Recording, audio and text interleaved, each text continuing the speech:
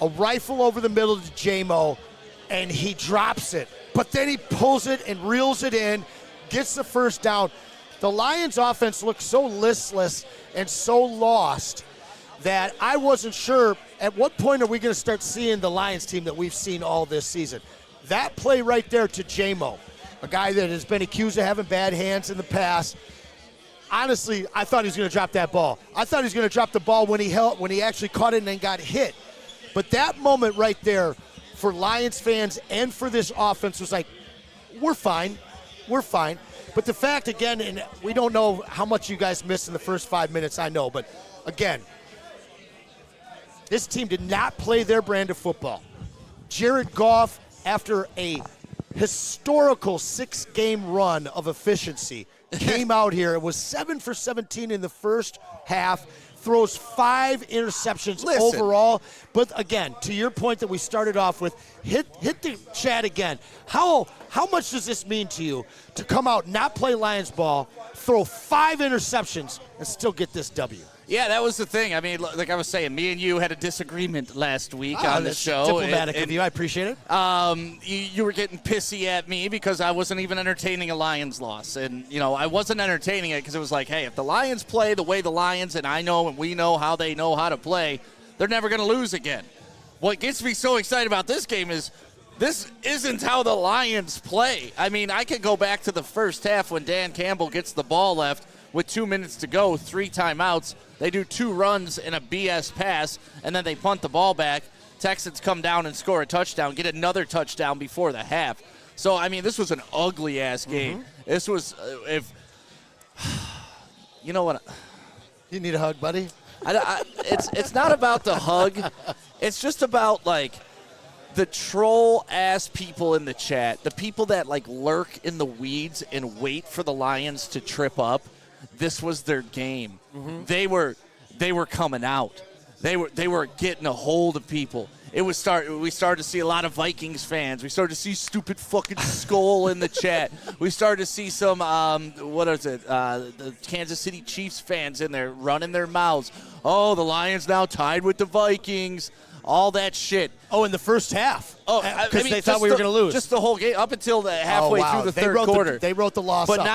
now what you got to say? I mean, like, now it's even more of a moral victory, and I don't believe in moral victories, but now all those people that, like, just creeped out because these lurkers, these Jared Goff haters, all game long, can't get it done. And it's just... It separates the men from the boys in the fan base when you get in rough spots. There's some guys you want in your foxhole because they don't panic.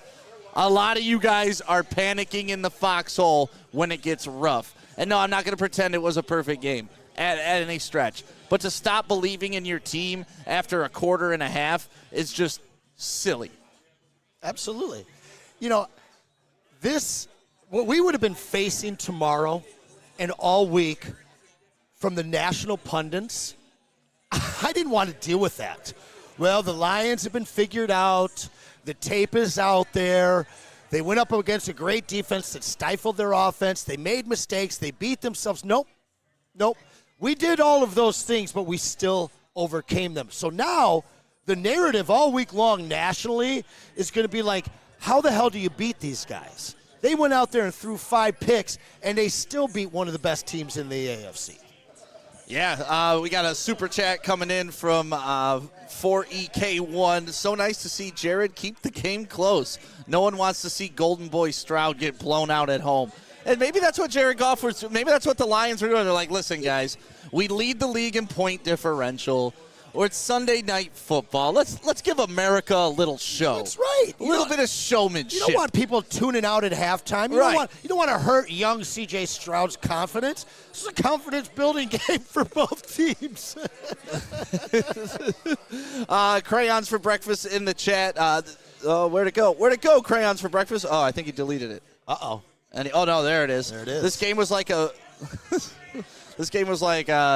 bad sloppy toppy with a happy ending. Well, as long as you get there.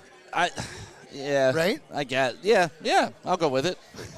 Weird analogy. You win in the end, right? I mean, it was worth $2 to send that, right? So I guess we're all winners here. I could just see him like looking at his Like, cash. he had all day to to. think of something, or all like it's been about 20 minutes since the game. Oh man! So you know what? Listen, I walk in here. Justin, can you center the camera, please, or Spenny, can you center the camera? Thank you. So I walk in tonight, and obviously, Thank you, Joey, for texting me live during a show. Not coming and helping, but texting. I appreciate that. You gotta love people doing that. But listen, you guys have joined us last show. You guys saw us get into it. And I walk in here, and they're all like, oh, he's salivating right now for Lions loss. I don't want this team to lose. I love this team. I know, but you set us all up. And if they would have dumped this, you'd be eating a lot of crow right now. But the fact of the matter is you did set the stage for this with last week. You did say this team was going to go 16-1. And this was the greatest opportunity for this team to dump a game. For the third time this season, we spotted a team a double-digit lead, and it didn't fucking matter. On the road. On the road, good point. On the road. Yeah. And Didn't matter. And I think it was smart of Dan Campbell and Brad Holmes not to play Zadarius Smith in this game because it's a win-win, right? If you lose the game, it's like, oh, we didn't have Zadarius Smith. If you win the game, oh, my God, we won and we haven't even used Zadarius Smith. Now, if you come out, he plays, and you lose, oh, what did he really add to the defense? Like, there's a lot more questions. Now you're playing, once again, with house money, Brad and Dan playing checkers, not chess, and here we are. I cannot wait to rewatch this game. I really cannot wait to watch this game. You will definitely be. Joey saying, dude, shut up. You know, I got to ask this. You know, we saw it in week 2. We saw it throughout the whole first half here. And my question is, as unshakable as this team seems, is it possible for an opposition to be able to get Ben Johnson out of his scheme? Yeah, you just saw it today. Pressure will get you out of your scheme. But we also got away from the run game just because it wasn't working. We threw the ball more than we ran in that first half, 17-13. Things settled out. We ran the ball a lot more in that second half. And I feel like if I'm the opposition, if I'm a opposing defensive coordinator coming in, my whole goal is to just basically frustrate Ben Johnson and to get him to leave his scheme early. Because if you start throwing the ball too much in a game that's close, you find yourselves where we were today. But what won the game for us in the second half? The fucking ground game, period. Ground game won it for us again. You okay? Sorry, Spenny was distracting me. Yeah, honestly, I'm speechless after this game. I know, man. I don't know what else to say. You know, you could go back and watch the watch party. I play the role, right? Like, I'm never going to wave. I came up to you in the third quarter. I said, they're going to win this game. Yeah. And I believe that they are. Yeah. And even though I believe it, when it happens, I'm still like, holy hell. They just threw 5 interceptions in one game, and they won on the road against a 6-3 team that was supposed to be the AFC Super Bowl potential candidate this year. Granted, they were without some people. Sure. So were we. Yeah. So I don't want to hear it. Jared Goff is... And we lost 5 guys in game. Let's talk about losing Sam Laporta. Let's talk about losing Carlton Davis, who might be the player of the game. Losing Aleem McNeil right after that huge drive-stopping sack. J-Mo we lose right after he makes another huge reception, just gets absolutely sandwiched. And then we lose Terrion, my man KG. And then we lose Terrion Arnold. Literally every single one of these guys got hurt after making a major play. So coming in, being a little bit short, not having Zadarius Smith, losing 5 of our most important players on both sides of the ball, 5 interceptions. It just didn't matter, Sam. Rando Smalls, great teams find a way to win. A lot of champions in that locker room. Hey. I agree with you, Rando Smalls. They proved it tonight. They have the will to win. Spenmo Rax, you were here. You were supposed to be doing the watch party, but the juju switched up when Justin and KG got on. Yeah. We don't mess with the juju when it switches up. Justin even attempted to take his jersey off. You said, listen, you skinny little bastard. I said, you sit in that and sweat. Yeah. You sit in that and sweat. Yeah. This is the best win I've seen a Detroit Lions team ever have in my entire life. If you tell me you throw 5 interceptions on the road against a first-place team and you come out victorious, if the Lions win that game, the Lions won that game, they're not losing a game for the rest of the year. The rest of the year, I'm talking regular season and postseason. If you go on the road against a first-place team, you can't run the ball, your quarterback throws 5 interceptions, and you still fucking win the game, you are not losing a game for the rest of the season. This was a just absolute football gods experience that just, oh my dude. I'm rewatching the Jake Bates kicks. Like those uprights are a little bit thinner now. Was it you and Neil that were asking me, like, am I worried about him just coming so close on extra points? I forget somebody. It was you. Me, yeah. And remember, I said no, because if it counts, it counts. There you go. There you go. Spenny, that is about as close as you could ever get, and those motherfuckers went in Spenny, twice. were you ready to talk SOL this whole week if they lost this game? Not a fucking chance. That's fucking right, I saw these fucking dweebs in the chat saying, SOL, bro. SOL, these nuts, Master Bates on your face, dog. I swear to God. I swear to God. Aaron Glenn, you can raise my children. Aaron Glenn, you have naming rights for my firstborn son. The defense played out of their mind. If the defense wasn't being coached up to the absolute highest degree, this is a 4-score game.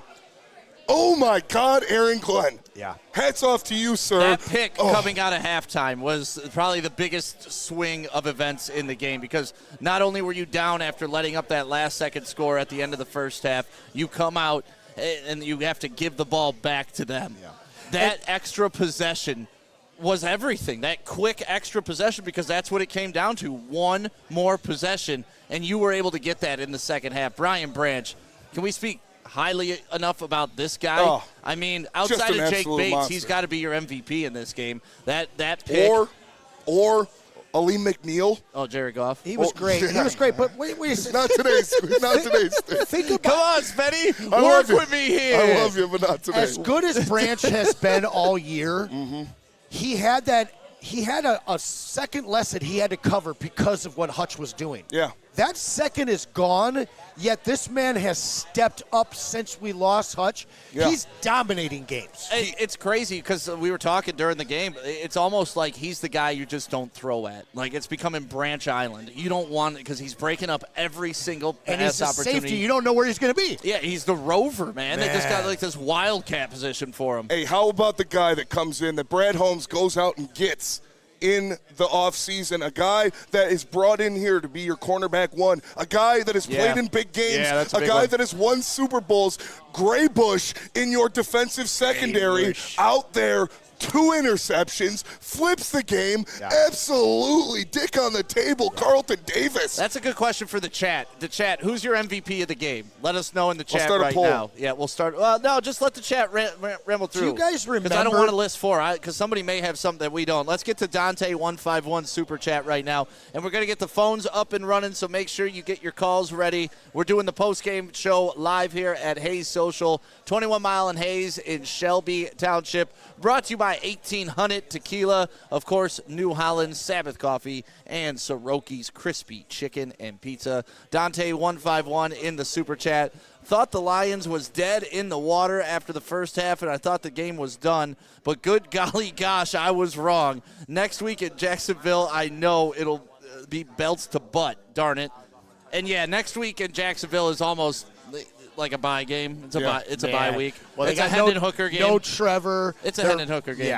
Yeah, definitely. Yeah. What time I don't want to get third quarter or fourth quarter do we see the Detroit Lions victory cigar? Yeah, I don't know. I don't want to get too far ahead. We'll discuss that at the end of the show. But we got to get to some phones. Everybody that's new to Woodward Sports, thank you for coming in and watching the post-game show. Make sure you like, subscribe. My name is Stick. This is Anson. We've been doing the post-game show here for 4 years, so we've seen some things. Yes, we have. But I ain't never seen a game like this. Lots of losing and now lots of winning. You know, this was always like the game that the Lions would be on the opposite side of, and you'd see like the little graphic up on the screen, like, oh, no team has ever given up 5 interceptions and lost. this is a game that, like, a 5-2 Lions team in 2013 goes out and just gets smoked, and the rest of their whole season follows suit. What these guys did today, I mean, it just has to inject even more confidence into what has to be one of the two most confident teams in the NFL. I don't know what it can do for you. I mean, if this just doesn't show your constant resolve, if it just you're doesn't, just never out of it, and you know that. And no game you can. Doesn't matter how far down you are. I mean, this team was down 8 and or it'd 16 be points. one thing to do it against the Tennessee Titans, right? It's another thing to do it against the 5-0 Vikings, and then come and do it against the 6-3 Texans. Shout out Easy. Thanks for coming and working a half of football. Love you. Appreciate it. Ate a ton of Sirokis. Now Yes, he's the fuck out of here. Crush them wins, baby. Easy do what one you got to do. Yeah, easy one tonight. That's for sure. He's the Jared Goff of the evening. I'll tell you what, we're talking about MVP, and we saw them all in the chat. I got them right here. Big number 58, the best player in the NFL. The best player in the NFL, Penei Sewell. He got I'm early. not mad at that. He got early. Danico Autry beat him one-on-one. Bad loss. That was the strip sack. You know what he did? He said, fuck that. I have 3 kids at home. I'm going out there, and I'm going to make these men my children. He was moving people from this way to that way. A physical force that is unmatched at the point of attack. On that Penei screen Sewell is my pass. favorite player in the history of football. How many times did you see him 20, 30 yards down the field, making more blocks, making more big plays for Monty and Gibbs and others? Man, this guy, I'm not mad at it. This guy, is he the best in the NFL? He's the best player in the NFL. Any position. Any position. If God was right and if the media loved fat guys, Penei Sewell would be the MVP of the NFL. And, not to get all sentimental with you, but he's a good guy, too. Like, He's a great guy. You see him taking his kids on the field and playing with like that's the kind of leader you want in the locker room. Those Samoans are happy. They're happy.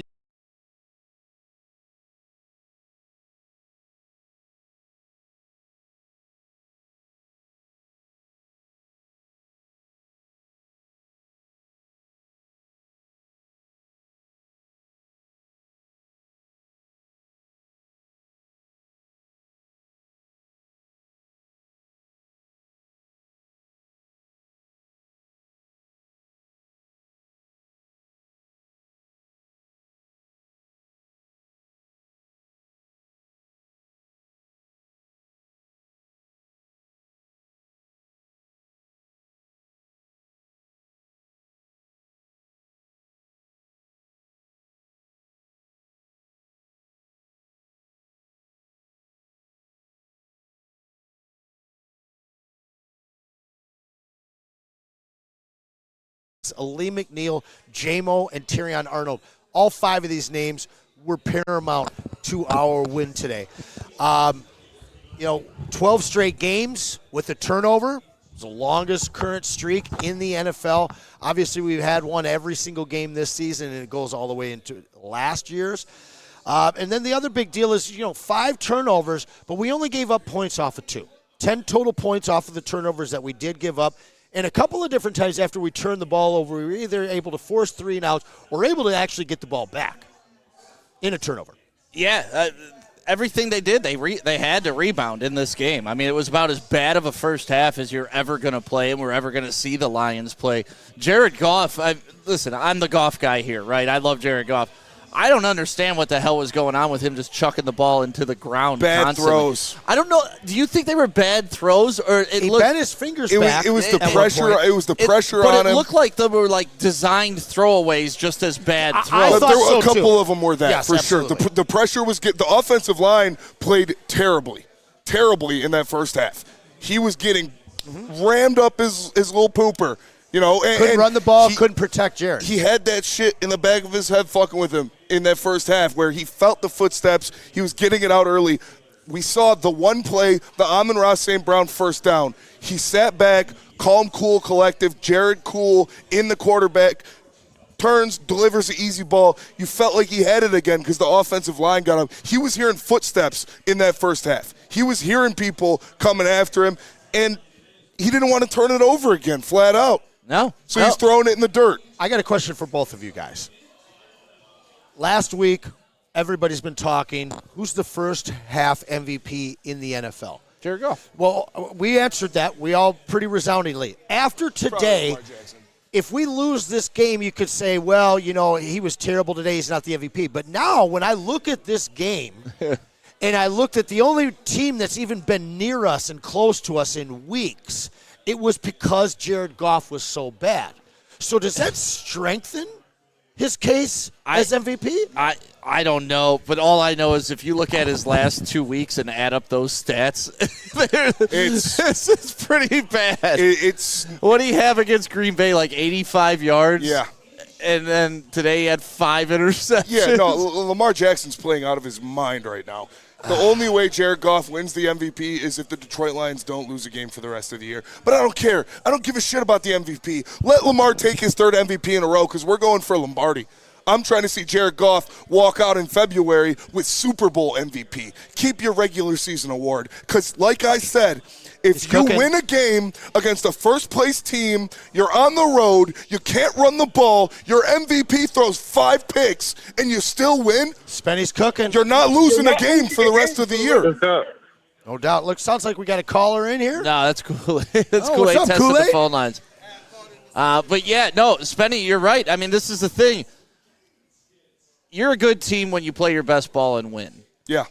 You're pretty transcendent team when you can play like dog shit and still get out with a victory against a team like the Texans. Because that's the one thing I want to keep focus on. It's not like they were playing Tennessee. Jacksonville Yeah, for sure. or Tennessee. Yeah. This was the Texans. This was First D'Amico place Ryans. team. This was a team that was Undefeated at projected home. to be in the Super Bowl. And they came in, they played awful in that first half, but they had the resolve, the wherewithal, the belief in themselves. Whatever Dan Campbell says to these guys in the locker room at halftime. Pure adrenaline. I don't know what it is. It's absolutely amazing. And last year, the big knock was couldn't get going in the third quarter. Today, they needed to get going in the third quarter. They came out, they got a big stop, and off they went. And next thing you know, they stole this game. They absolutely stole this game. Tony Corrado in the Woodward Sports Chat said, "One pride, baby. Win is a win." Super chat. Tell Easy I'm going to kiss him on his mouth. Okay. Do it. He might hit you, but go for it. Dude, this team, this win, there is one team in the NFL not named the Detroit Lions that could win this game in the same circumstances, and that is the Kansas City Chiefs. 2-time defending champions. They've been winning games like this all fucking year. Yep. Last second, close game, you didn't play well, you win at the end. The Lions just proved, what up, Chiefs? We can win how we want on our terms, too. Yep. We can win when we score 50, or we can win when we throw 5 interceptions. Eat shit, Kansas City. You don't got nothing but barbecue, baby. Do you think Lombardi's coming to Detroit. Do you think that this is hard for Lions fans to embrace? Shout out Justin, our favorite Bronco. I mean, do you think that this is difficult for Lions fans to embrace because we always found ways to lose? Now, I watched all of you guys in here pretty much never lose faith. No. And that's what we've seen out of this team last year, over the last half of the season in 2022. And it's what we've seen over and over and over again with this team. So I'm wondering, at what point does every Lion fan in Detroit and all over the country, shout out to you guys for taking over Texas today, because you guys went into Houston and were loud. Yep. But I'm just wondering, Shout out Nick Koloff. at what point in a game like this, how many more times do they have to win games like this where you just don't expect them to find a way to lose? You expect them to do what they did today and find a way to win. I expect it every week. Well, I mean, that's I guess I'm that's not part of the asking reason you. you hate me on these post-game shows. Because Your undying faith, I will never hate you for, my friend. yeah, well, I'm an idiot, and I had it when they sucked too. Like when they were going 3-13 perennially, I was also believing that they could win every game. And now that they're actually good, it's nice. It actually pays off that they could do every game. Kool-Aid, how are we looking on those phones? We got the phones ready to go? Are you ready to go? Uh-oh, let's do All it. right, the phone lines are now They're gonna open. be fired up. 313-552-6322. You can give us a phone call right now. That's 313-552-6322. We want your post-game reactions. We are live at Hayes Social, 21 Mile in Hayes in Shelby Township. What up, Spenny? $50 super chat from Alex Shea in there. out. Shout out to Alex. So I've been listening for about 3 years now. I love Neil and I love Spenny. Big fan. Love you too. I need the number to call in and talk to y'all on this postgame because y'all are not understanding what just happened other than Spenny. Shout out Lake Orion. Shout out Lake Orion. What up, Shout out Lowtown? to Detroit Lions, the best football team on the planet fucking Earth. Yeah, There it is, Lowtown in the house. What aren't we getting? Like, what does he feel we're missing? I don't know, but he's All right, let's- $50. Yeah, I got to be honest. Listen, I'm going to tell him what he's feeling.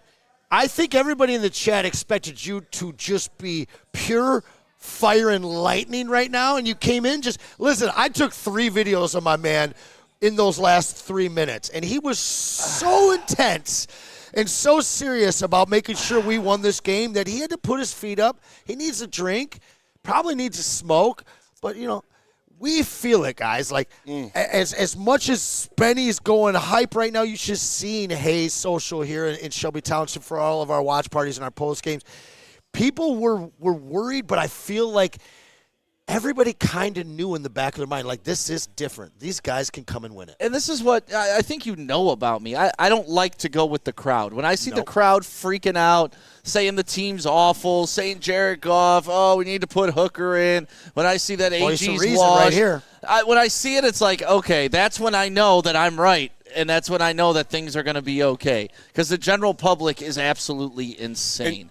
And then the people in our chat early in the first Lunatics. quarter. Every week, if you guys want some entertainment, go back to each of the watch parties here on Woodward Sports. Any game we were losing at any point. Any game in the first quarter period, even if they don't convert on their first drive, it's, AG's washed. It's over. Jared Goff. Monty doesn't have it today. Oh, Gibbs is missing a step. Oh, J-Mo can't get. Like, it's just nothing but doom and gloom. And, like, it just gave me a sense of peace when I saw it in the first quarter. And you can go back. I looked at Neil, and I was like, Neil, it's happening. Like, all's right with the world. And, this team gives me peace because I know that I don't have to say shit anymore. I don't have to do shit anymore. I just got to let the team convince you because everything they do can convince you 20 times more than anything I could say to you at this point. You seem like you literally just made a baby and smoked the fattest blunt ever. Like, you are so calm right now. I'm impressed. Zen. Just zen. As hell, bro. Art Vandelay in the Woodward Sports He's chat. an exporter Super chat. importer, by the way. Love this damn team and the GD gentlemen at Woodward Sports. See you in too. New Orleans. Big turning point of this game. The JC commercial. 45 seconds in JC. Shout out JC. JC rose on the third day. The Lions woke up in the third quarter. What do you mean? We had the Lord on our side. Benny was all over that. I love that. The gospel, man. The gospel is gospel. real. I've been spreading it. I've been spreading The the Book words. of Branch. And, the Book of Branch was today. How about the Book of Bates today? The brick salesman. He actually All white mildly bricks. too, a couple bricks. White he hit a tan little bricks. Bit. Yeah. Yeah, no doubt, man. No, he he pushing bricks. He shaved both sides of the uprights today. And shout out to Houston for Beyonce not showing up today either. I mean, Beyonce's had a real rough week, and so has Houston. Let's get to the phones. We got some callers, Kool-Aid? All right, let's get to them. Who we got? 775. You are on the postgame show. Who's this, and where are you calling from? All right, this is BB. I'm from Detroit. Plymouth, the Wyoming area. West Side. Shout out. How y'all doing? Y'all talking to a diehard fan right now. Because let me give you a little history. I recorded every Barry Sanders game on the VHS. All right. So, and also today was called by me. So I knew Detroit would go out there and pass more than they run at the beginning of the game. I knew Carry-On to have a pass interference or two, right? But what I didn't know is the defense will be able to shut down everything. Yeah. What I like is Houston. I want his name to be mentioned. I want to get into the special teams. It's dominant. It's a whole nother team. Special teams is a whole nother offense. And it puts us in position to dominate anybody because we can kill you with offense, defense, special teams. So our team is built all the way around, and if one piece drops, it don't matter. That's what makes our team unique with others. Yeah. People lose a receiver, and it's hard for them to play. We lose a receiver, it's on to the next one. Nothing's going to kill us. you'll have to take our whole team out. It's impossible. So Detroit, I had them going 17-0, right? I had them going 17-0, and I was pissed that they lost to Tampa Bay, and I'm still mad about it. I like this guy. But now you got to understand the rest of these games is over with. Think about it. It's not about the team, how good the team is, right? The Texans, right? What it's about is they having a 23 to 7-point lead, right? Now, who is the team? It's Texans. You telling me they allowed Detroit to come back and dominate to win a game that they never had? In their building, too. In their hometown. So this shows everybody, humble yourself and understand we dealing with an unbelievable process from the head, home, Campbell, and the rest of these people. So we got to understand, let these people play. We good. We don't have to worry about no more losses. And that's what it is. No, I appreciate it, and I'm with you. Thank you for the phone call. Kool-Aid, we got some more calls coming through on the line. Hey, so I appreciate thing. you calling. Oh, sorry, Kool-Aid hung up. That's okay. That's all right. We'll get back to you. But no, I appreciate Call next week. I love that energy. Yep. Hold on. Kool-Aid, can you unmute Spenny? We got to get Alex Shea on. We're going to put the number in the chat. Alex, put your, the first three is how we do it, right? Yeah. First three. Put your first three numbers in the chat so we can get you on. 'Cause he's thrown some bags in. He needs to get on. All right, we need to get Alex J on. Kool-Aid, who else we got? 240. 240, you are on the post-game show live from Hayes Social in Shelby Township. Where are you calling from, and who's this? What's going on, guys? This is Crayons for Breakfast, calling from Manchester, New Hampshire. What's up, Crayons? Nice. Hey, what's up, guys? So, first off, got to say, Honolulu Blue, favorite flavor of crayon, all right? Shout out. Best $2 I've spent in a while. And I stand by that comment, all right? Yeah, hey, do you, man. Right? Hey, so, look, AG, he doesn't need a lead. He doesn't need a pass rush. He doesn't need to see. I don't know what more this dude needs to do. He's coaching outside of his mind. Yep. Outside of that, I got a question for you guys. What's up? Who do you think is more valuable to this team while you're talking about AG? Is it AG or is it Ben? Because let's not do this. It's AG. Well, let's not do It's this. Aaron Glenn. Let's not do this. Why not? I just hate pinning two guys on the team against each other after. Oh, I'm not pinning them against each other. They're both amazing, but he's bringing up AG, and the fact is for years everybody was after AG, and now what we've watched is AG kind of gain equal footing with Ben Johnson. Caller, do you agree? 100%, right? So think back to when Dan took over the team. He said it was going to be not a 1-year rebuild, not a 2-year rebuild. This is going to be 3, 4, 5 years, and we're going to be there. Think about that for AG as well. Yeah, no, listen, I appreciate AG. I just hate having we put that in the chat on Friday. Remember, who would you rather have a jersey of, Gibbs or Gibbs or Montgomery? Man. No, it's engaging. No, it's engaging. But it's divisive. It's not about being divisive. It's about recognizing, because everybody was kind of down on Monty when he first got here because we wanted Jamal Williams. Everybody was down on Gibbs when we drafted him because we wanted somebody from Philly. But now you look at this team and you look at everybody was worried about losing Ben Johnson. Now we're worried about losing AG. I just don't like slighting anybody. I'm not slighting I don't think anybody's better than more important. That's what makes this a team. Is there are no weak spots. The fact that we're talking about them on equal level is why we're so good. But they're good in different ways, and that's what I described it. It's it's how do you love your kids? Well, I love them both. It's not this one's better than the other. It's no, if Monty's a power runner, Gibbs is a speed back, so I love them in different ways. And Ben Johnson and AG, I love them in different ways. I don't think one's more valuable than the other at this point. But we've come so far now to where not only this caller, but our Lions fans, Lion Nation, and people on the network, now we're starting to talk about AG being on equal footing. We're talking about being equally as worried about losing either of these guys after we win a Super Bowl. I think you're more likely to lose AG than you are Ben Johnson after this. That's a hot take. I mean, I said it earlier this week, so I don't know. It's been Well, sitting on the stove for a while. It's still hot 5 days later, No, baby. but I just think he's a little older. You know, he doesn't have the opportunities ahead of him that Ben Johnson does, and I really think that Ben Johnson enjoys being an offensive coordinator. I really don't think he ever wants to get into like what Cliff Kingsbury did when he was in Arizona. Just go have I fun. hope you're right. Call your offensive plays. Enjoy the weapons that you have. I hope I'm right, too. Who else we got on the phones, Kool-Aid?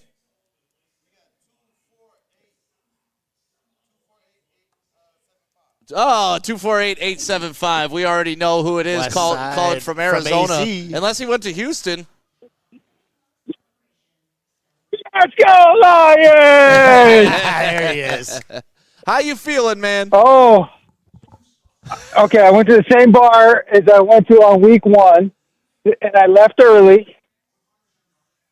Ooh. And this time, I stuck it out, and I was rewarded. Yes. I think we But are I did all- spend about 15.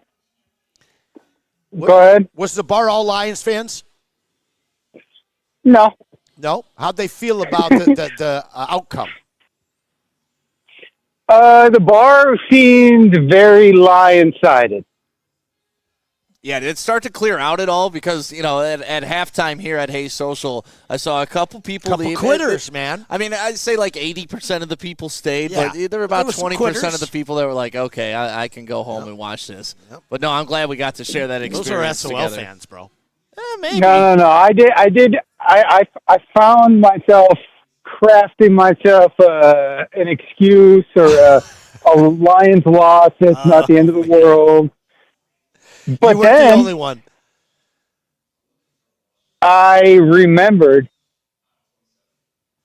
that this is the brand new Lions. That's right. Hell yeah, brother. Well, man, as always, we appreciate you calling in and being a part of the post-game show. Steve from Arizona, he's the one who sent us the videos when the Lions went down there and took over down in Cardinalville. Shout out, Steve. Shout out. Can we? I know we've been doing this for two and a half years now, but Detroit Lions fans, it is you guys. Do you know how much they draw from you? Do you know how much it means to them to see you selling out opposing stadiums, whether it's in Tampa Bay, whether it's in Houston, whether it's in Green Bay or Dallas? Lions, we have the best fan base in the fucking world. I don't care what it is. You guys are the lifeblood of this team. They feel it. They truly do. So keep being you, Lions fans. It's beautiful. Nobody travels like Detroiters. No. And when you're in a game like this, fighting for your life, making mistakes, getting behind, it's so paramount in the third quarter, in the early fourth quarter, throughout the fourth quarter. When you make a big play, you get a big stop, to hear people behind you, pushing you, celebrating you on the road. This team has so much going for them on their roster and on the field. But when you talk about what the Lions fans have been doing, like you said, Spenny, for 2+ years now, we are traveling, supporting. Honestly, everybody who's in the chat right now, if you guys go to a game and you are away game for the Lions, make sure you send us clips of Lions fans, One Pride Nation taking over competition stadiums, man. Yeah, even if you don't go to the game, no matter where you're watching, just send us in your house watching Yeah, and that going too. nuts. Absolutely. Because that's the cool part about this. We've talked about this in a post-game show before. I've been working in Detroit media since, I believe, like 2000, 2001 with a radio station called 93.1 DRQ with Jay Towers in the Morning Revolution. Shout out, Javon. So that was a long time ago. And we were market number 7 in Detroit. Like, that meant that, in the scheme of That was a long America, time ago, baby. we were in the top 7 of population in the country here in Detroit. Since then, in the past 20 years, there's been a mass exodus for multiple reasons in Detroit. We can get into the politics and the minutia of that later. But what's happened is Detroit people have moved all over the country. They've moved to Arizona. They moved to California. They moved to Florida. They moved to South Dakota. They moved to New Hampshire. They're all over the place. Nobody travels and like this Detroit. is the first time in the history of the Lions that they've been able to come out of the woodwork and support their team on a loud level. Yeah, what's up, Spenny? Wild stat here I just saw on Twitter. Shout out to Mr. Civ on Twitter. This is now Jared Goff's 7th career game with at least 4 interceptions. His record in those games, 7-0. Whoa, no way. 7-0. How many were with the Rams and how many with the Lions? I'm not sure. This was a live That's tweet an during the game. impressive stat. He said 6-0. Goff has the Texans right where he wants them. 7-0 in games where he throws 4 interceptions. That's phenomenal. How does that make sense? Wow. So Listen, he's an aggressive quarterback, right? He's a gunslinger. In the very fabric of Brett Favre, he's gonna throw the football. And you know what shooters do, Spenny? Shooters shoot. That's what Jared Goff is. He's a fucking shooter, and he's going to shoot. shoot. He doesn't. 5 interceptions doesn't faze him. He eats 5 interceptions for breakfast. And you know what he does? He spits out victories in Houston because Jared Goff is unflappable. Jared Goff at one point used to have to walk through Birmingham with security. Now he walks down 6 Mile barefoot alone at night. With a rollie on his wrist. Yeah, he doesn't give a damn. He's got his cardies on. He's got his rollie on. He's barefoot, just sauntering. He saunters down 6 Mile. That's the balls that this guy has on him now. There's a couple things I've heard about women in Texas from great sports members. Aggressive. The big girls The in San bangs. Antonio might be eating churros, but the women in Houston are going home sad tonight because the Lions came into your trap and took over your trap. Oh, listen. Dog, just Yeah, I probably shouldn't comment on that one. Just beautiful Let me- stuff. let So me- would you argue that Jared Goff is their poppy? There we go. Blanco, Oy, Papi de papi. Blanco. All right, so listen, I gotta ask you guys each this question. If you could compare Jared Goff to one great, while you've been alive as a quarterback, style and honestly efficiency and wins, like where do you see this guy? Who do you compare him to? I've got my comparison that I was supplied by somebody on TV. I want to hear where you guys are at with him. Who would you compare him to? Rodney Pete? No. You want me to lead? Let me just say it. It's Tom Brady. No, it's Joe Montana. It's Tom Brady. Now, see, I don't mind that. That was the one that I dropped earlier, Yeah. and then my friend pushed me. He said, actually, Eli Manning compared him to his brother Peyton. Peyton. Oh, yeah, they did that on TV today. Well, The sheriff. I was told about it, but you got to understand, like, this is a guy that gets along really well and is loved by his entire team. This is a guy that has completed more wobbly duck passes at big moments than I've ever seen any other quarterback outside of Peyton. But Peyton, he understands the system and works and lives and thrives inside of that system. Listen, I'll take Peyton Manning all day. Oh, I don't I'll care who take the it. hell. Hey, He's one of one. He's Jared Goff. But, if you're going to ask me the question, Joe Montana. I mean, he's an on-rhythm guy, stays in the pocket, just gets the ball out, not trying to be too aggressive. But that's what all the greats do. They take what you give them. They're not trying to force anything. We got a really good one in the chat that I haven't heard yet. This is from Super Bowl Cartier, Michael Vick. What about golf with those wheels to get Dead out of the first ringer. down? Mobile golf Dead got ringer. that. Hey, Man. listen, mobile golf got the first down, and the did. very next play they roll him out, and he bombs it to Laporta. He sure did. Say what you How want. did I never There make you go. that Vanilla Vic. comparison? Well, Shame on me. Vanilla Vic. some of us can't see it. Maybe he's more like Marcus Vick in Yeah. that aspect. Yeah. Like Kool-Aid. Forgot Steven about him. Vick. Wow, Yeah. completely forgot about him. Kool-Aid, who else we got? Marcus Vick had his moments at Virginia did. Tech. He did. Yeah. 814-795. You're on the postgame show live on Woodward Sports from Hayes Social in Shelby Township. Who's this? How's it going, man? It's about time. It's been 20 minutes. Yeah, we got people waiting, This man. is We got a lot Adam. of I people live excited. in Pennsylvania. All right. I just want to say shout out to you guys, Woodward Sports. You guys are awesome. I've lived outside of Michigan for about 10 years now, and you guys are a godsend. Thank you, man. Are you in Pittsburgh or Philly? Shout out, Spenny. Shout out. What's up? I'm nitty gritty in the chat, by the way. Gritty. me. That's my dog. There you go. Yeah, loyal chat viewers. Shout out Nitty Gritty. So you west side of Hey, Pennsylvania? I got a or east ticket side? for you. Hey, Spenny, I got a ticket for you for the Packers game. If you want it, let me know. Oh, man, we look at go. that. Oh, Free beers. DM me, brother. All right, well, I'll let you two slide in the DMs. Gotcha. I got it. I got a new Twitter account. I'll hit you up. Shout out Nitty Gritty. What I want to say is the Detroit Lions went into Houston and gave the ball up 5 times, and it still wasn't enough. Nope. Didn't matter. You know, what's the quarterback name for Houston is escaping me. CJ Stroud. I don't know what his name is. Well Got played. him. Well The played. Detroit Lions came to town and took care of fucking business, baby. Let's go. Let's go. That's what it's all about right there. right. That is what That's it's all right. about. We appreciate the call calling from Pennsylvania. And, yeah, that's it. Lions fans uniting from all over the world even. Celebrating another victory. 8-1. Sitting at 8-1, Anson. I mean, when you go through preseason and you mark your little schedule and we all make our little predictions, I'm as big of a Lions slappy as you can find.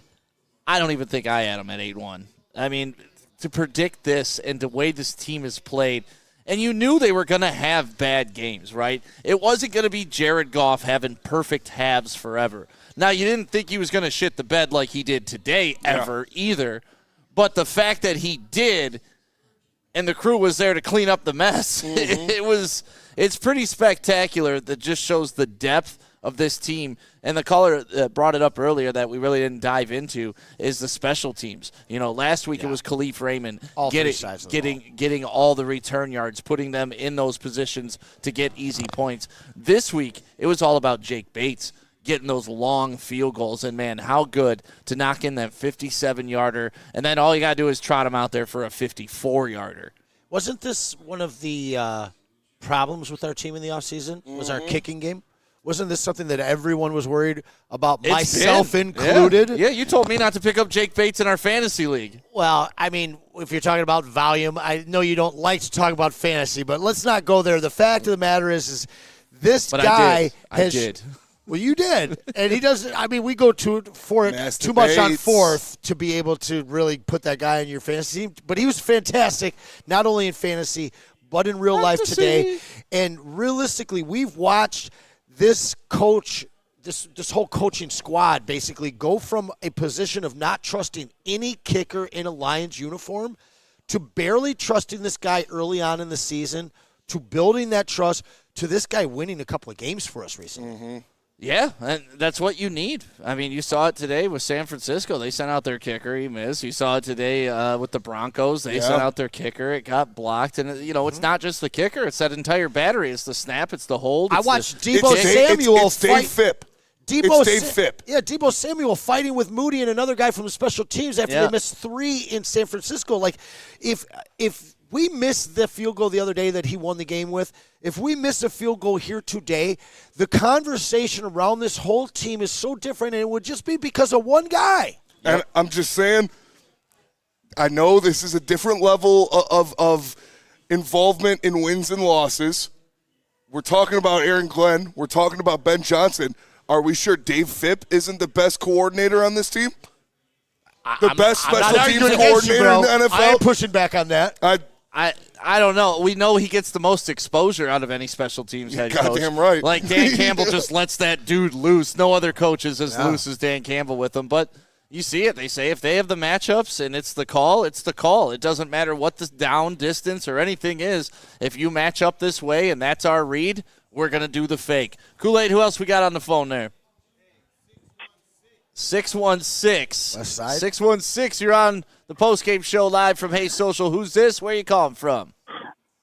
Gentlemen, good early morning. This is Travis in Grand Rapids. What up, though? Shout out, What Trav. up, Travis? So I felt it. I had to call in tonight because on the ride home from the bar, I was able to come down from the post-win euphoria. And I know the inclination is going to be to lead Jared Goff 5 interceptions. We overcame in that. But the lead should be this defensive performance. Amen, brother. This defensive performance, Joe Mixon, who before his injury was leading the league in rushing, was held to 1.8 yards per attempt tonight. Talk to him. Huge. Talk to him. C.J. Stroud, who some NFL experts were picking as an MVP after a historic rookie quarterback year. 64.2 rating, 33 QBR. Talk to him, Trev. Talk to him. I implore you all, when you come in tomorrow to WSN and you're Starbucksing up and capping up to overcome the 1800. Yeah, shout out no Sabbath Starbucks, Coffee. Sabbath Coffee. Shout out. Fair enough. My apologies. Pay some bills.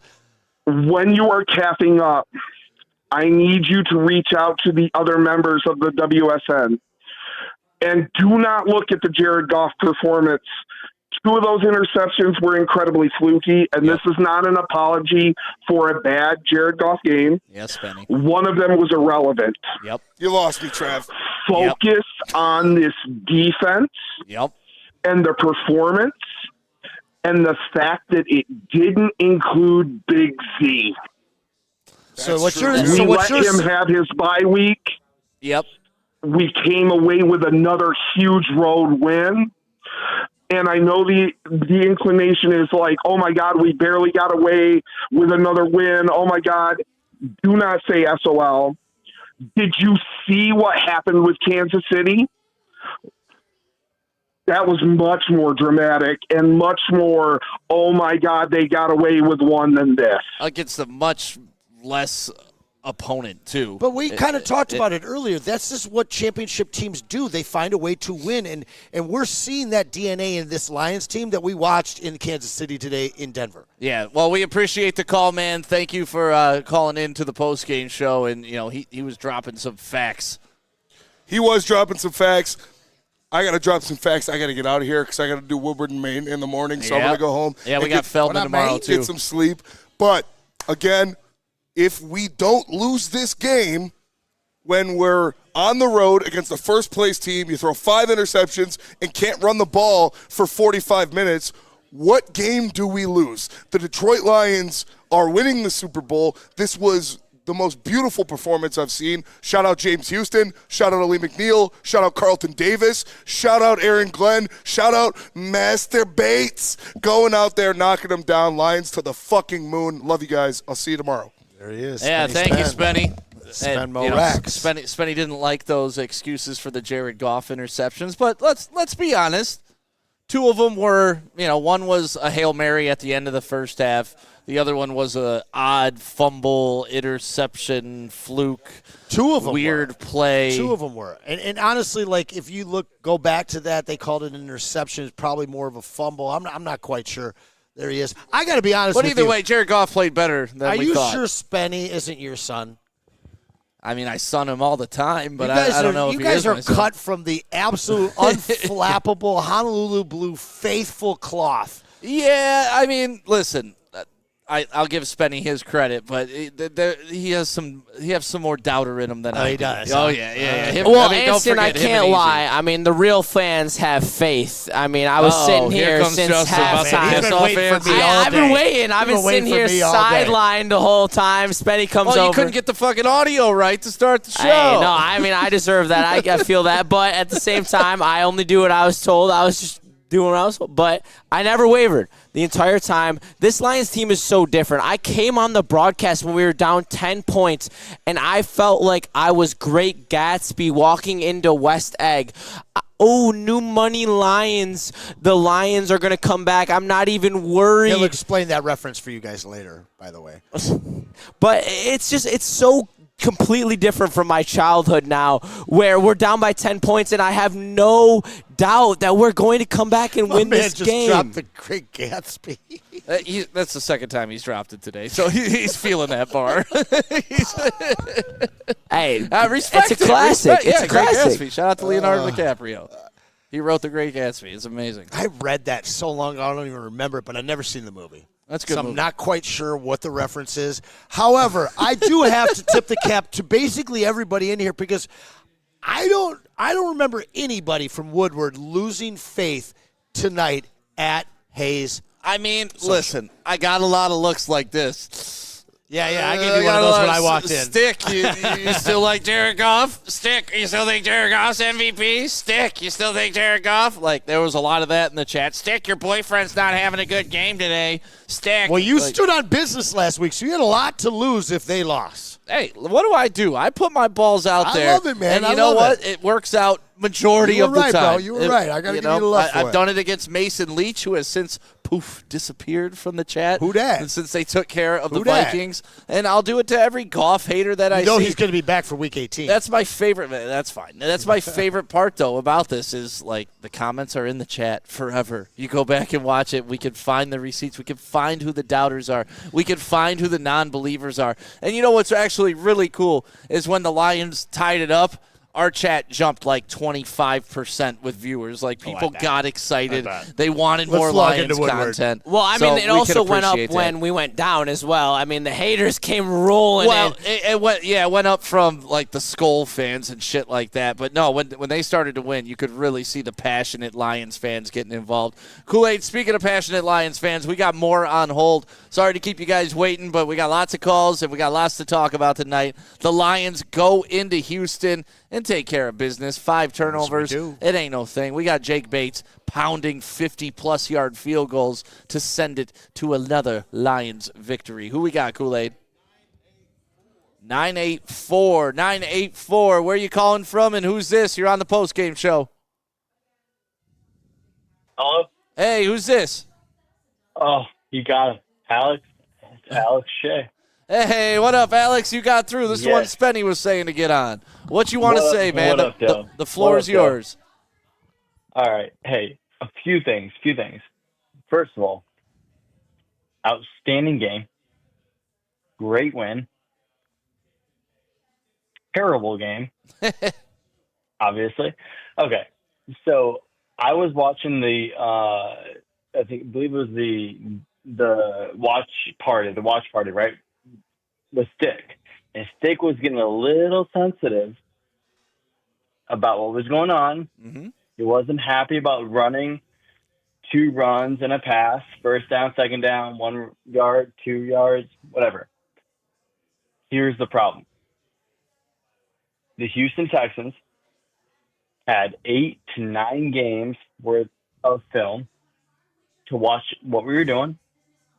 You had Al, I'm going to butcher the name, Al Shell Shazier, whatever his name is, outstanding linebacker, great linebacker, reading off of all that. On all the dual blocks we were trying to do, he was slipping over. Zeitler couldn't get to him. Glasgow couldn't get to him. It was just very, very good defense. The thing is, a very good team, a championship team, is able to understand that, see it, they'll run to it, but then they'll expose it. That's the problem. So it's all about the patience throughout the entirety of a game that you have to be able to sit, watch, and experience. Yeah, I can understand that. My exception to what they were doing is you had the ball with 2 minutes left to go. You have 3 timeouts. No, you're giving the ball 100%. back to you're giving the ball back to 100%. Houston. You got to go down and at least try to put some points. I think they were down 9 at that point. And then the touchdown put them down 16. So, yeah, like I understand that it's the war of attrition. You know, actually, my mom texted me the same thing during the game. Like, why do they keep running into the line over and over and over when it's not working? Hold on. And I get it because sometimes, you're setting up the next play. But Dan Campbell football is not concede before the half.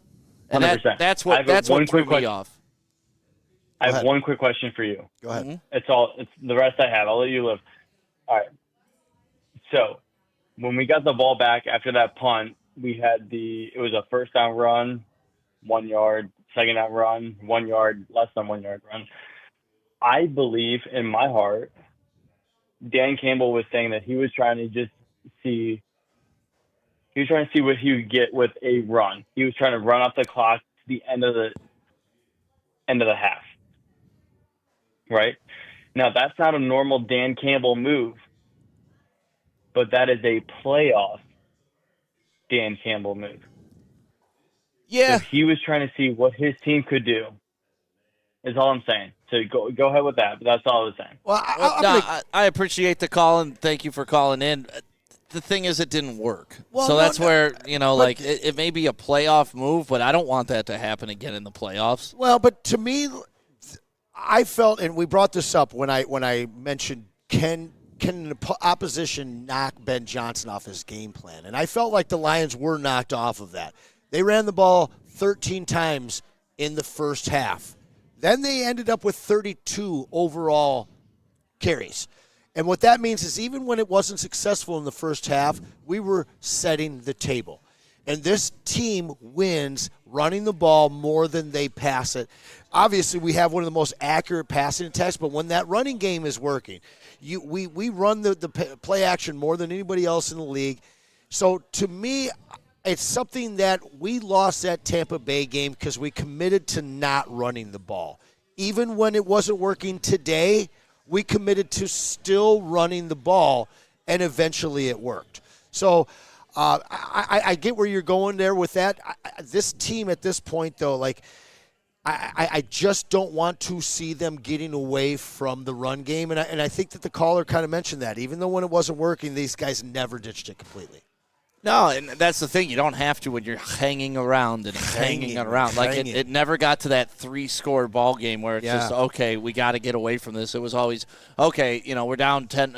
I guess it did get to 3 scores when they were down 15, but that was, in the first half. I'm talking second half. Once it got to the 10-point ball game, it just seemed like it was the Lions for the taking. It seemed like, okay, all the momentum's on the side. Even if they kick a field goal or get a touchdown here, it's now a 1-score game. All the pressure is on Houston. And Houston, they wilted under the pressure. Yeah. I mean, they had it gifted to them. They had 5 turnovers, 5 interceptions handed to them, and they literally just gave this game away. Yeah. And they got to be absolutely heartbroken in Houston tonight. If you're a Houston Texans fan, this loss has to hurt. Like, try to put myself in those shoes as a Lions fan. Imagine picking off somebody. Imagine picking off C.J. Stroud 5 times and still losing. I got to tip my hat to Ben Johnson, though, because I felt he got taken out of his scheme in the first half. And he decommitted from the run game when it wasn't working. And he got down pretty decently. In the second half, most, I feel, offensive coordinators would have gone there like, we got to throw the ball. We got to get back in this game. We got to get back in this game. Yeah. They didn't look at the score, really. They went back to Lions football in the second half. They pounded it on the ground. They threw it on third down when they needed to. They made sure they got their third down conversions. And regardless of whether they were down 10, whether they were down 3, whether they were tied, they committed to Lions football in that second half. So for me, listen, as much as the offense struggled, as much as we turned the ball over in the first half, as much as we watched Ben Johnson guilty in the first half of what we saw in Week 2 against Tampa Bay, he adjusted so well in the second half, as did the offense, of course. And, sometimes there's good losses that you can take away from. This is the same lesson you would have learned, and you won. And right? even if they would have lost today, I think this would have been an equally good loss like Week 2. But the fact that they win it, it changes the national narrative, and it's got to just inject so much confidence into all 53 guys on Honolulu Blue side. You know where it injects, Anson? And I'm sorry to interject in this conversation because you guys are killing it right now, but it interjects into the Chiefs and in their locker room, and they see the Lions coming back against a perennial AFC favorite. And I don't think the Chiefs give a shit. Are you sure about that? I'm because sure they, about that. I mean, they're doing Chiefs some work. The Chiefs fans give a shit. They're working film on us, and Chiefs fans are worried, but those are the 2-time defending champs, and those guys have focused week to week for many years now. I get where you're coming from. You see that 100% with them, but there's no team that's been able to come back the way that the Chiefs have been able to come back in some of these games over the last 2 years until now. You are now seeing a team come to their level. And the Lions have been able to come back from these deficits and have been able to overcome all of these negative things that have come across their plate, being down 10 to the Vikings, being down 23-7 to the Texans, and they just come back.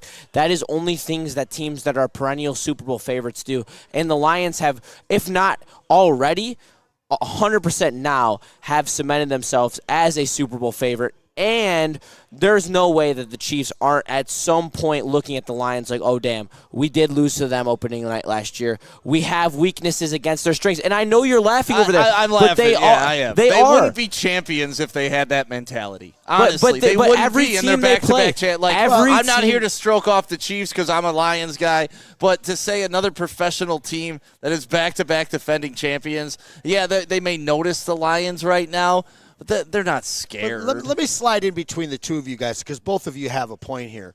The fact is we've never watched any team overcome, issues at the end of a game, mid-game, like the Lions did today, like we've watched Pat Mahomes and the Chiefs do for many, many years now.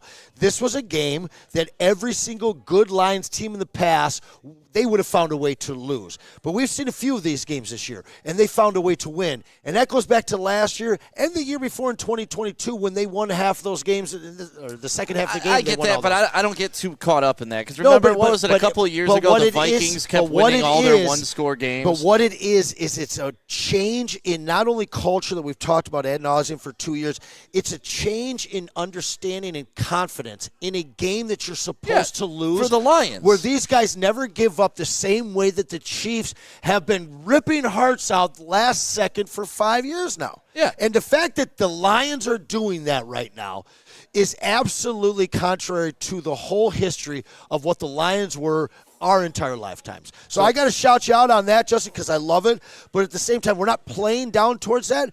But if you're a Lions fan, you have to just be jacked over the fact that no game's ever over for Detroit. If you're a Chiefs fan, though, or even in the Chiefs organization, you have to look at the landscape, the league over the last reign you've had over the last couple of years.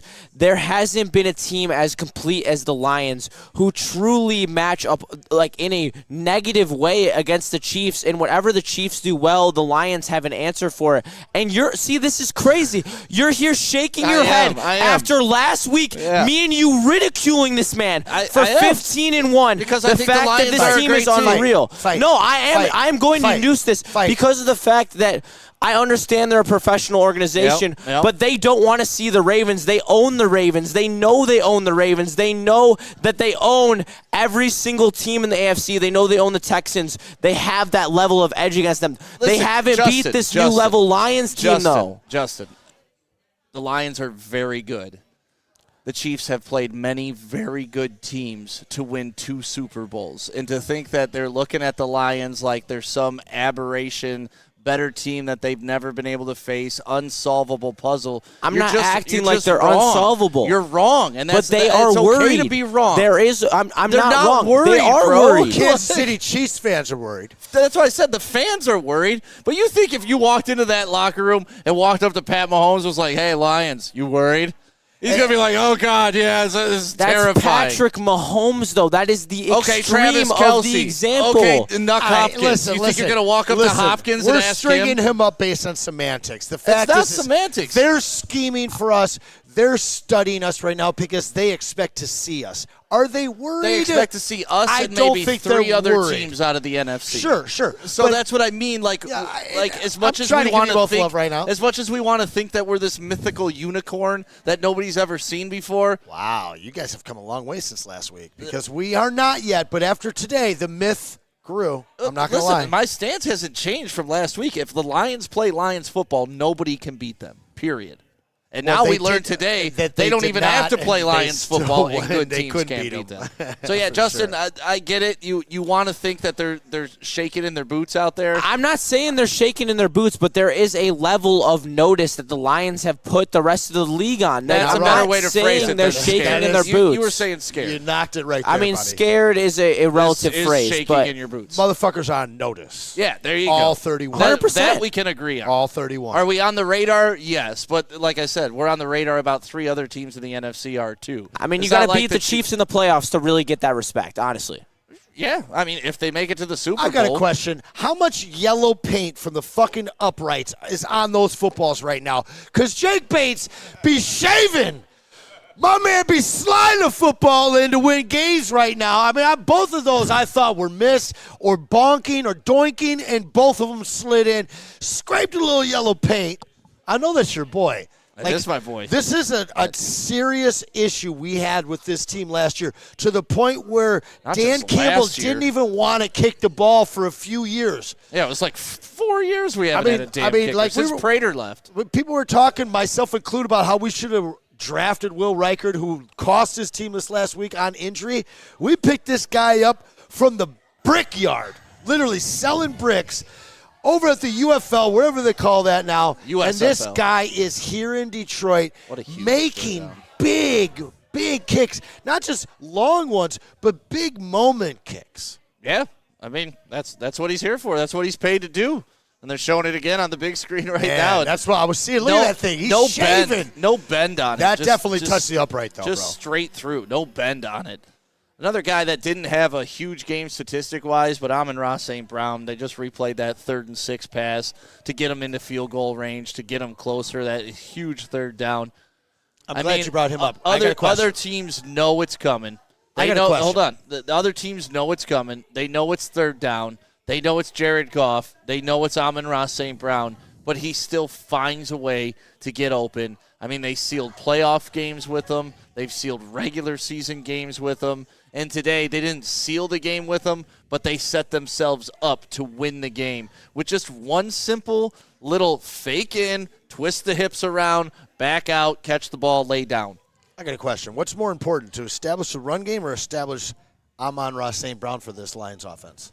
I mean, probably the run game. It's kind of a tough answer, to be honest with you, because we didn't get the run game going today, and we didn't get Amon-Ra St. Brown going today.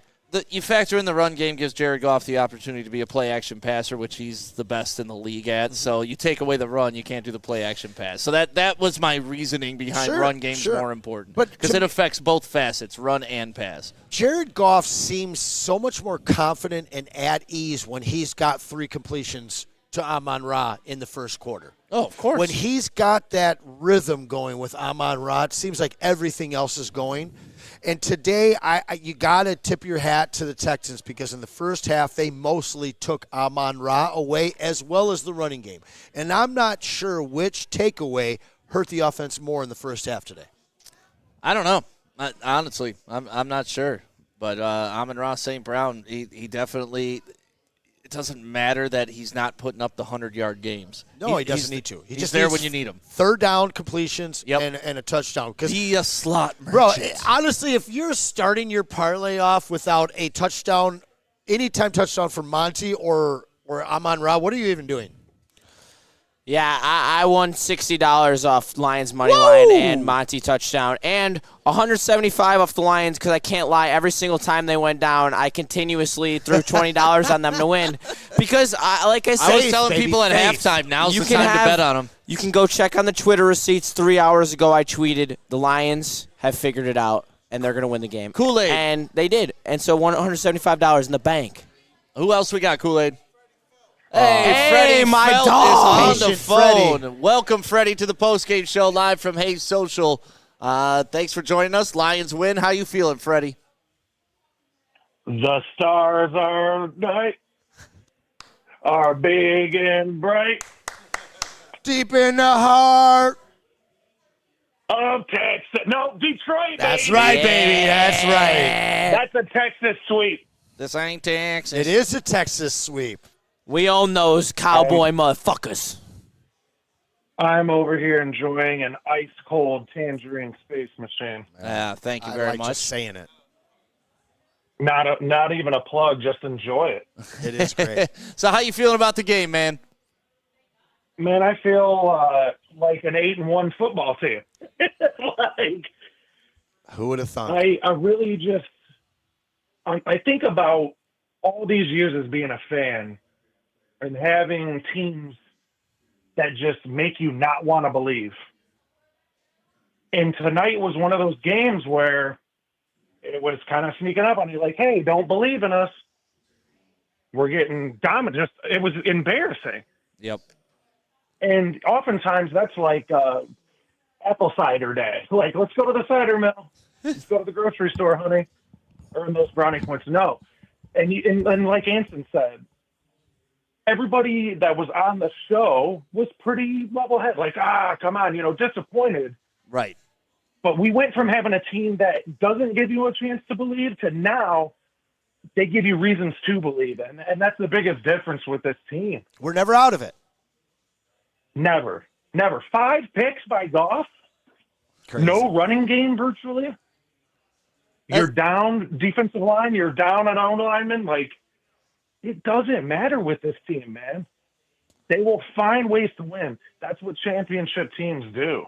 It's that Dan Campbell mentality. I mean, you go back to his very first press conference. Everybody thought it was a joke. And, I went back and listened to it the other day, and he's like, hey, we're going to get knocked down, and when we come up, we're going to take a kneecap. And, I mean, the kneecap thing has been reiterated to nauseum here in Detroit.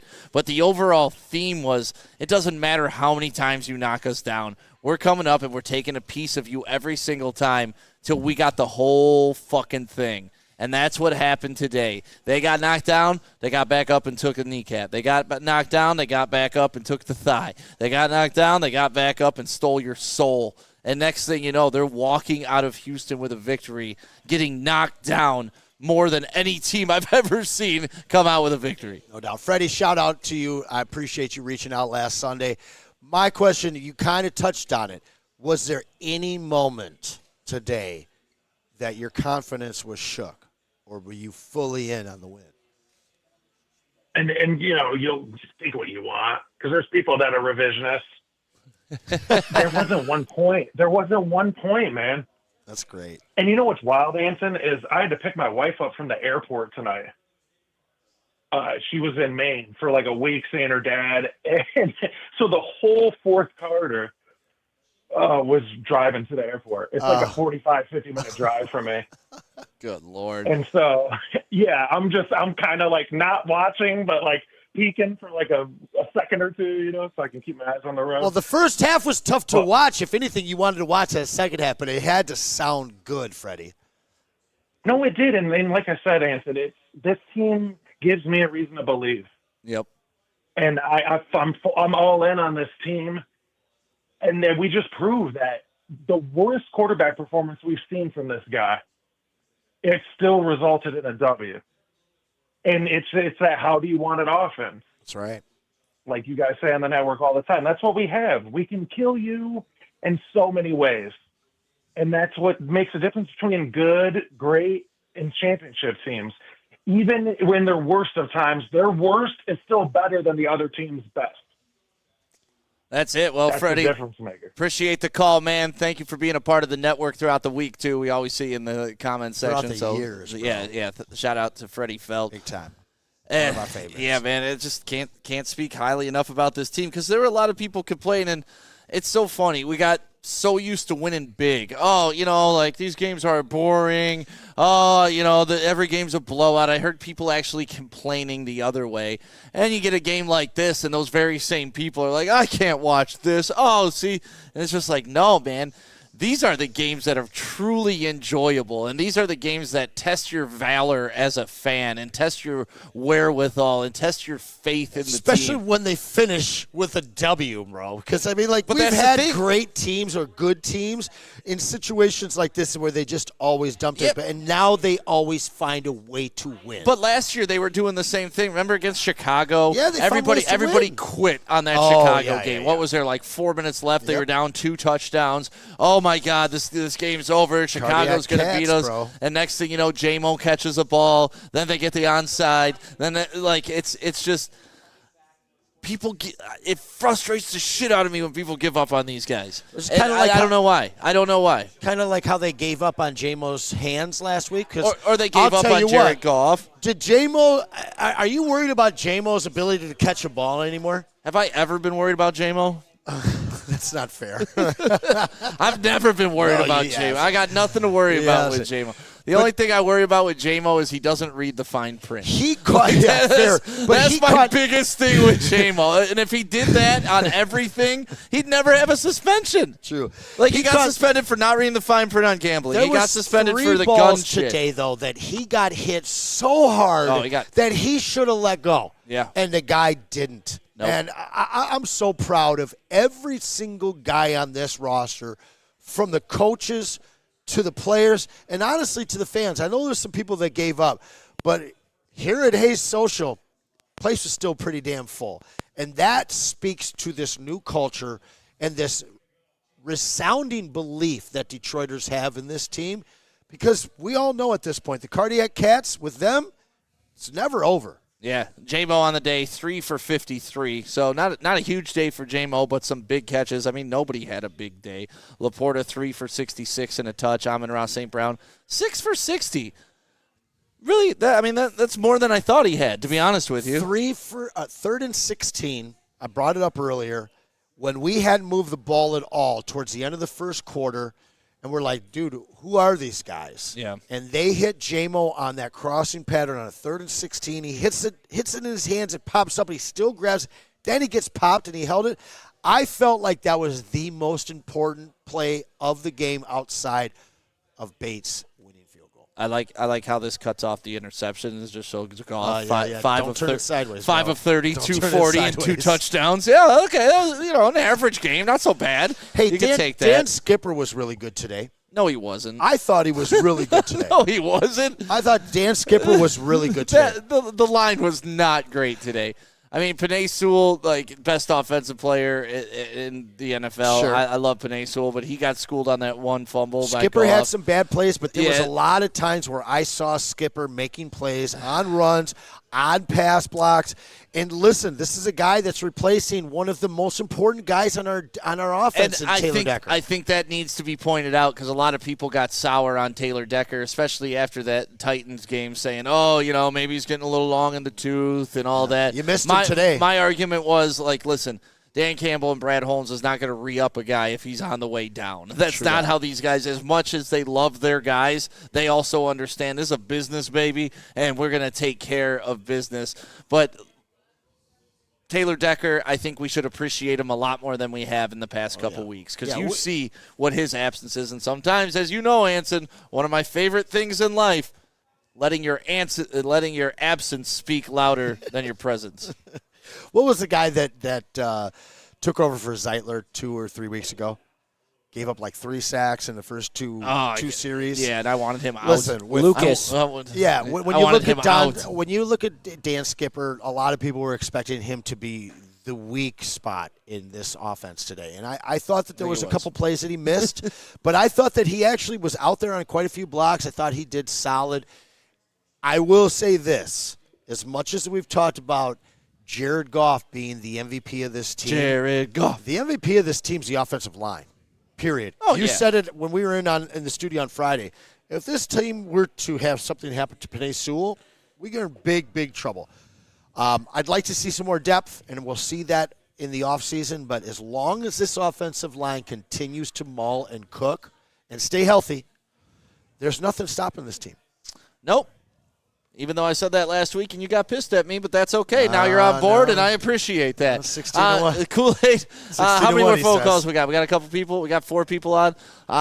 Let's just take 2 more calls, then we got to get out of here because we're going to be live at Feldman tomorrow. It's going to be a Victory Monday live from Feldman. Always a good time. Good broadcast. Always good time. So who we got? 701, you are on the Lions postgame show live from Shelby Township. We are at Hayes Social. My name is Stick. This is Anson. What's your name? Hey, this is Dan from Deer Camp in Minnesota. Hey, what's up, Dan? Oh, half in the bag. Enjoying another Lions win. What'd you think of the game, buddy? Oh, it was absolutely fucking amazing. I got a lot of Minnesota Vikings fans here, and at halftime I was feeling the rage and people telling me I'm an idiot for being a Lions fan, but I'm like, it's a long game, and getting the last laugh is pretty sweet. I bet. Oh, it's got to be so good to be in enemy territory right now. Oh, for sure. One thing I wanted to bring out quick, I'll try to make it as quick as possible, is the coaching. You know, back when they sucked in Campbell's first year, obviously beating the Vikings towards the end of the season, giving them a big blow. The team that was there, the names have changed, but the attitude has not. You can see the effort that was there in that team with no talent. Yep. Now we have talent. The effort has not changed. I don't like Jason Garrett a whole lot, but he interviewed Jared Goff, and Goff said that he's never seen a coach that has his finger on the pulse of a team as much as Dan Campbell. He knows what to do, when to do it, like getting rid of Anthony Lynn as the OC, bringing in somebody from the prior regime, and Ben Johnson, who'd never been a coordinator, to bring him up. That takes balls. To stick with Glenn when his defense is stuck, when he basically had JV players out there and a hodgepodge net and still holding teams to 20 to 25 points. These guys have their shit together, and the whole game, while all these Vikings fans were giving me shit, I was smiling because I'm like, it's not done. These guys will not quit. It's the same story every week. Even when things are shitty, it's still pretty damn good. Well, thank you for all you guys do, and keep it up. Hey, shout out to you, man. Yeah, Appreciate I'm really glad that you get to hold your head high, puff that chest out, and tell those motherfuckers skull. I'm so glad he brought up, though, like Dan Campbell talking about his previous teams and about how, like, listen, the effort's been on 10 with every Dan Campbell team. The talent hasn't been there, but the effort has. And if you remember, Dan Campbell, I think it was before Monday Night Football last year, did the interview where he started crying. Yeah. Thinking about those guys, understanding that they were undermanned going into war every week, but they never wavered. They knew that it was going to get their head kicked in because they were less talented, but they went in there and they fought every single day. And Malcolm Rodriguez is a part of that team. You know, Amon-Ra St. Brown was a part of that team. So these are part of the culture, you know. Taylor Decker was a part of that team. Ragnow was a part of that team. That's part of the culture now that they've built, that these guys that are such key players had to go through. They had to go through that trial by fire. And seeing him cry about those guys last year, it just shows that he cares about the guys, but he also knows, like, hey, guys, you got to go do your job. You remember when they traded a guy named T.J. Hawkinson? And everybody on the TV and the radio in this city said, fire this guy. The kneecaps are ridiculous. This guy's not ready to be a head remember, coach. Jamel Hill thinks he only got the job because he's white, so let's not ever forget that. Yeah. Shout out to that crappy Spartan. The crypt keeper. Ugh. Anyways. Yeah. What were you saying? I don't know, but it doesn't even matter. You threw Jamel Hill out there, and I almost vomited in my own mouth. Oh, my God. Walk the planet. A disgrace to Spartans everywhere. Disgrace to humans no everywhere. No doubt about it. It's the worst. Kool-Aid, who else we got on the phone?